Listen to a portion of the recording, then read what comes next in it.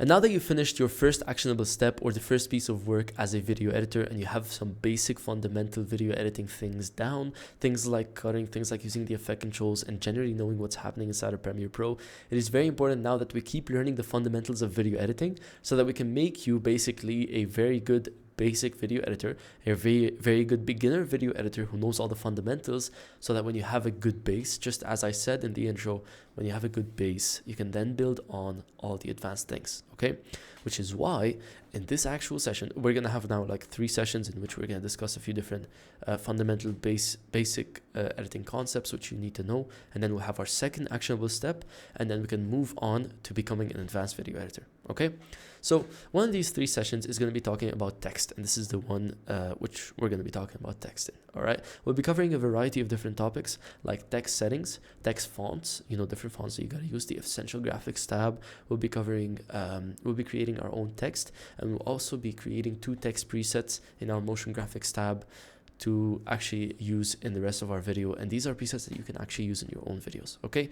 So to get straight into this, I'm going to go ahead and minimize myself as per usual, and this is the same project we had in our first actionable step, okay? And I'm going to make use of it because we might as well do, since we've just created a project in which we can, you know, just do some basic editing.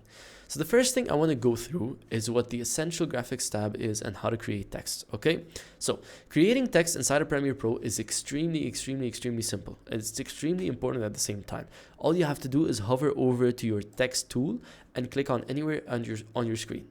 This will create a graphic layer. These are called graphic layers because when you zoom in on them, they're called graphic, right? These are called a graphic layer, and they will be created from your playhead onwards. Now, how long the graphic layer will be is based on the preferences which we set. If you remember in the first episode, we set a specific amount of seconds for default text.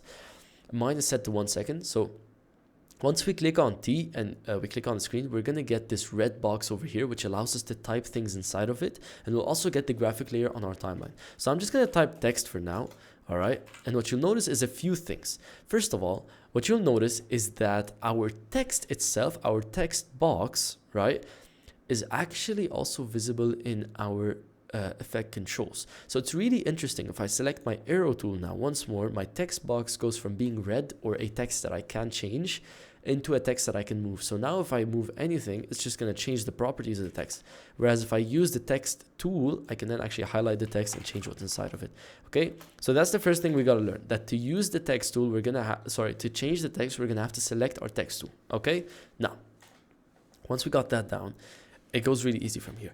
Our text, we can actually find it in our effect controls panel, which is up over here, and we can change the text properties from here, which we're going to be discussing in just a second. But before we do this, we got to talk about something else. Okay, so with both text and sound and effects, if you want to kind of like imagine it this way, the effect controls panel gives us a summarized version of what we're able to do with them. All right, which is really good because 99% of the time we're going to be using the summarized version.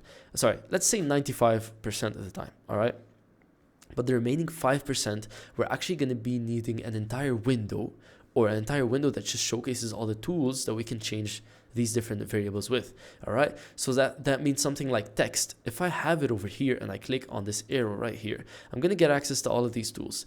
But the actual window that contains the different tools for our graphic layer is called, under Windows, is called Essential Graphics. And there's one also for a sound, okay? So these are tabs, if you want, which literally hold all the information of our graphic layer. Now, when you click on it, it should pop up. I'm not sure where it appeared. Oh, there it is, okay? So what I like to do with this is I like to right-click and undock it because I can then move it freely and I've got a lot more control with it. So I'm just gonna make sure I've put it over here on the left side so that we can mess around with a few things. And this is where I'm going to get all of the text settings to be, okay? Now, we're going to explain the text settings inside of our effect controls panel because we'll use this in advanced editing when we want to create subtitles and captions. However, for now, all you got to know is just that inside of Essential Graphics, we've got all the advanced editing variables that we want to change, everything that's, you know, complicated about video editing, text, excuse me. All the things that are complicated about text are located right over here, okay? With that in mind, we're just going to close it and we're going to talk about text settings over here, and then we're going to go in and change them. Just as usual, I'll go through these different settings, explain what they are, what they're responsible for, and then we can go in and change them and change our text style. So as you can see, our text is not at the center of the screen. And there's a few reasons for that, and we're going to talk about it in just a second, but it's really important to be able to differentiate between our text and our anchor point. You know what? Let's just dive straight into it and we'll learn this as we go. Okay? So first of all, my text is located up here in my effect controls panel. It's a tab that's called text, right? And in parentheses, it's going to have what I actually wrote inside the text. So if I change this to ABCD, AVS, let's go ahead and change it to AVS, right? And if I click on it now, it's still a text layer with the parentheses of AVS. So I'm going to change this back to text, again, using my typing tool, which the shortcut for it is T by default. It's a really good shortcut. So now I'll select my text layer and go over here, okay? The first thing we could change is our font, and we're gonna be changing this into the font of choice, right? And this is where I'm gonna tell you guys about fonts. Now, text fonts actually play a big role in your video. The reason being, they are responsible for actually coming across as your own video style. A lot of people are actually recognizable not just by their video style, but also by the fonts which they use, okay? So I'll tell you which font I like to use. I'll tell you generally which ones we prefer using, and I'll tell you why, and then we'll explain how you can discover your own ones, okay? The fonts that I like to use are called Heavitas, and you can search them up over here. This one's called Heavitas. This is what it looks like. There's another one that I like to use. It's called Mont, okay? Oh, for some reason, apparently I cannot find it. I guess I don't have it downloaded. And there's one more that I like to use. It's called Rubik. I like to use Rubik Black, which is my most favorite one so far. All right, and we'll talk about the different settings in just a second. The reason we like to use girthy, thicker fonts is because they make the text appear more minimalistic, or in other words, they make it look like, well, not minimalistic, they just make it look like it's more obvious, right? Whereas if you're going with a different style, like if I'm going with a classier style or a documentary styled edit, I wouldn't use a thick font. Whereas if I'm editing like these social media videos that are engaging and fast-paced, etc., I would actually prefer using a big font so that it's nice and recognizable and easily readable. So big fonts, why? Nice and recognizable, easily readable, and good for social media videos. All right. So then you could change your own, you could choose your own font based on that. It's very important to stick to one font because that's what people recognize.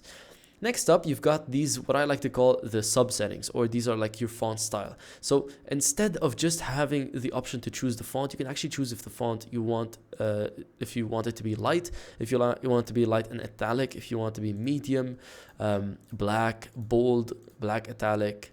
Here it is, bold, italic, etc. All right, now I like to use black for this one. There's a lot of different settings based on your fonts. Some fonts don't have settings. For example, Heavitas doesn't have settings, doesn't have font types. There's just one type, but others actually have font types. It's really important to use them. All right. To the right side of that, we've got our scale properties, which is the size of our text. It's really basic. And then over here, we've got a few settings about the position. Okay. This is kind of the same ones that we use through any program, not just editing. This is to make sure that it's aligned to a specific area. So if I want it to be aligned to the right side or the center or the left side, and to explain this, it's best if I just start typing. You'll see it generates from the left side and keeps going. And whereas if I align it to the center, it generates from the center and keeps going. Whereas lastly, if I align it to the right side, it's going to generate from the right side and keep going. So this is if you want the point of generation of text, and we want this to always be centered so that no matter what we write, it's always going to be at the center of the screen. Okay. Reason being, if I wrote a long sentence here, I'll always have to be moving it to the center of the screen so it fits in. Whereas if I simply just kept it at the center, then I will figure out how many words fit into my screen just by looking at my screen and not changing any variables. Next up, you've got the vertical placement. So this is center alignment, left alignment, and right alignment. This is horizontal alignment. This is vertical alignment. It's the exact same thing. Just one is for the bottom, right? One's for the center and one's for the top. So if I change it to the top and I start adding, paragraphs, you can see they start from the top and go downwards. If I change it to the bottom and start adding paragraphs, they start from the bottom and go downwards. And if I change it to the center, then it's just gonna, change it accordingly. So it's best to center both of these. Use this one and this one. Now these are your settings for your text. This is the variation of space in between each letter, which you'll notice when I highlight it. So sometimes applying the text effect sometimes doesn't get applied directly to the text. We might actually have to highlight it. So we're gonna highlight it like this, just using our text tool, and then we can change it. And you'll notice this is just the distance in between every single letter, okay? This is the variation in your italics. So if you applied something like this, you can apply it, right? And then this is the space in between lines. So if I simply had two lines like this would be the spacing in between them, right? And then this is your subscript stuff, and this is, you know, some stuff you don't really need to know. All right, so for now, what we've just learned is all the top basic settings for text. There's one more thing, and it's these settings right over here. A few of them are really important. This one makes sure that your entire text is bold, right? So if I selected the whole text, it's going to make that bold. If I selected half of it, it's going to make that half bold. Okay. Now, this thing ensures that it's italic. This thing makes it all caps, which is something I like to have. This thing makes it small caps, and then this thing makes it, you know, like, what's the name for it? Yeah, superscript and underscript. All right. So these are your text settings. So this section up here kind of has to do with the actual text itself, whereas the bottom section right over here, which is the last section we've got in our text, is actually having to do with the appearance of our text. Okay. So the first thing we're going to notice is we've got a fill, and there's a check next to it, and we'll talk about this in just a second. The check toggles our fill on or off. Our fill is the colors of our actual text, so we can actually select this here and then change the color to whatever we want and click on OK, and we're able to change the text color. But as you notice, when I did that, the actual text color did not change. The reason being, I once again have to highlight it and then select it and then change it to red. All right, so sometimes you will have to highlight your text to be able to change different things. Okay, I like to keep this one white. Your stroke is a layer that is placed on top of your text, right? And once again, if I'm changing it, we won't be able to notice it, but it's a layer that is added on top of your text, which doesn't really make sense now, but it's kind of like an outline. You'll see if I change its color to black, this is your stroke. It's kind of like an outline that's wrapped around the outside of the text, okay? And you can make this either wrapped around the outer side, the inner side, or just the center, which means both. All right. Then you've got your background, which is just a block of background which you can create, right? And if I increase the opacity, you'll be able to see it. This is for your opacity, this is for the size of it, and this is for the roundness of the corners. So this is if you like having backgrounds on your text, you know, those short form videos where they've got backgrounds on the text. This is how you create that. It's a background layer behind your text. And lastly, you've got your background shadow. And when I toggle it and set the color to black, this is for my opacity. This is for the angle of my shadow. This is for the distance of my shadow to my text. This is for the, like how big my shadow is. And then this is for the spread or the blur. Okay, so if I drop the blur all the way down, it's a block, and I can increase the size, change the distance, etc. Okay, you'll best understand these when you mess around with them. A few of the common text styles that I've commonly seen is just a simple stroke on the outside and some background shadow like this, some black background shadow with a bit of, you know, a bit bigger space and some blur. This is a common text style that I've seen. Another common one that I've seen is no stroke, instead just a full background shadow and no blur, but with some distance over here. So kind of something like this. Okay, so this is where we drop the blur all the way down, just add some distance. Another common one that I've seen is also like colored backgrounds like this that are small and squarey like that. And sometimes they'll even have like background shadows if they want inside of it. Okay, so these are just a few general text styles. You can mess around with the appearance of your text and the text settings themselves to actually get the desired results. And at the bottom here, we have the exact same thing as the effect controls. Like, you remember the vector motion for our effect controls?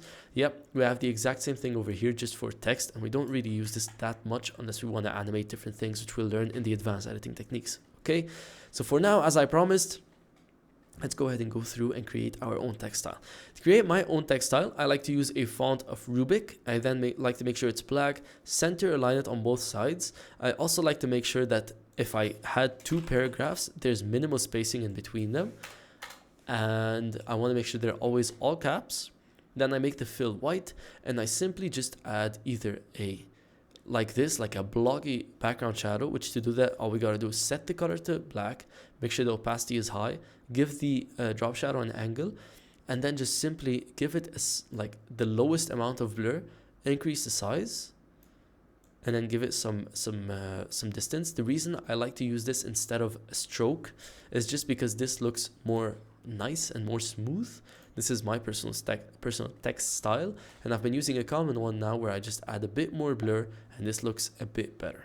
Okay, so these are some simple text styles that you can use, and now we're going to see how we can actually save them to create our own text style. So before we do that, I want to make sure my text is aligned.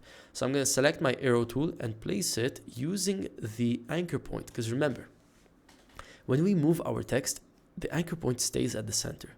The reason being, this is the setting for the anchor point right over here. It has nothing to do with our actual text. So all I'm going to do is I'm going to make sure the anchor point's at the center, both horizontally and vertically. You can see right over here, if I zoom in, it is matched up with these top points and these horizontal points. And so what this allows me to do is to make sure that my text is always going to be centered. Now I'm going to use my arrow tool, select it and hold Control, and just try and align the anchor point to the center. You can see it's aligned here to the center, right? Not like this, not like this, not like this.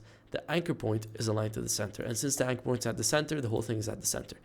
So now that my text is at the center, usually, I don't know if you remember this, but we split our video into thirds. So you don't need to know what I'm doing right now. All you got to do is just learn this, okay? These are our video thirds, okay? So now for our video, we've split it into upper thirds, center thirds, and lower thirds. And these are the common text names that we know, okay? What I want generally, this is just the top third of my video, the center third and the bottom third. What I generally want is my text to be either in the lower thirds or right above my chin, which would be in the cross section over here. So I'm going to place it right over here. And once the placement is done, we can then move on to creating our styles and saving them. Before we save our styles, there's one more thing I need to teach you about. And that is your not your essential graphics, but instead your motion graphics inside of Premiere Pro. So whenever you save things inside of Premiere Pro like text, they get saved into a folder called motion graphics. Motion graphics just means kinds of graphics. Remember, this is a graphic layer. Graphics or texts or animations on the screen, linear animations, things like that. Anything that has to do with graphics that are just saved inside of Premiere Pro. So if I go to Window, go to Essential Graphics, you'll see there are two tabs. There's Edit and there's Browse. To edit, right, we're going to get the same settings which we had here, and you can mess around with them over here. Right, it's the exact same settings, just in a more like more broader space. And then in our browse section, we actually get to go through the title animations and the title sequences which we have saved on this PC. Now by default, Premiere will come with a few, and we've got some saved in your presets and plugins module if you want to start downloading those. But this is where you can search up the specific for specific titles, and basically you can either download templates that you have on the PC or stuff from Adobe stock. Okay, so this is where you find your title animations.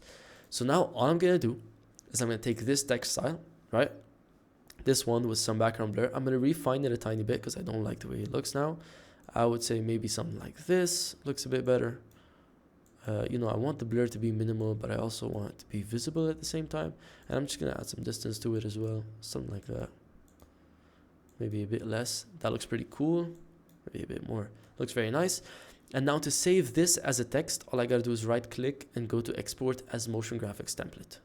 Once we've done that, I can give it a name, and I'm just gonna call it Rubik text, right? That's my font. So font, Rubik text, and we'll just say light shadow. Okay, make sure it's saved to your local templates folder, include the video preview, and click on OK. Give it a second and it's going to go ahead and save that. The next one that I'm going to do is just a nice and simple one, but let's go through and find it first. We go over here, go to browse, search up, what did we just call it? Something, yeah, Rubik text light shadow. And all I'm going to do is I'm just going to click favorites so I keep it in my favorites. Okay, next I'm going to do one that's like a bit thicker background shadow, stuff like this. I'm going to right click and then export it as a motion graphics template and call it Rubik text heavy shadow, right? So these are my two text options that I'm going to have access to, and just click OK, and it's going to go ahead and save itself. And these are just two simple text presets that we can start using. I'll show you exactly how we use them. So now we've got a second one, heavy shadow. I'm going to go ahead and favorite it. And to access my favorites, all I got to do is click the star right over here. So now if I'm editing any video I want, all I got to do is just drag this one in. And there you go. I'm going to have access to my text. Or I could just drag the second one in and I'll have access to it. Okay, so these are almost kind of like text presets, which you can drag in and drop wherever you want on your timeline to simply like create some text. And I believe that is pretty much it. So that's it in terms of like text and text presets. And yeah, I mean, motion graphics, I'm just checking here with my notes. Yep, that's exactly it. All right, so thanks a lot for watching. That's all we gotta cover in terms of text. There's more advanced things in terms of animation and styles and things like that, especially with the glows and stuff like that, which we'll be talking about in the advanced editing. But for now, this works pretty good. If you have any questions, please feel free. I'll just make myself bigger so you can see me. Please feel free to make a community post about it so that I can actually create courses about it so we can all, benefit from these all together. And also feel free to ask me questions if you have any, or hop on group calls and ask me any questions if you have those. All right. Thanks a lot for watching. I hope you've learned some. Keep practicing this as we're learning, because now it's getting to a point where there's a lot of information. And yeah, I'll see you guys in the next episode, in which we're going to be discussing keyframes, which is a very, very interesting episode. All right. We'll see you guys there, and make sure you practice this. I'll see you. Bye.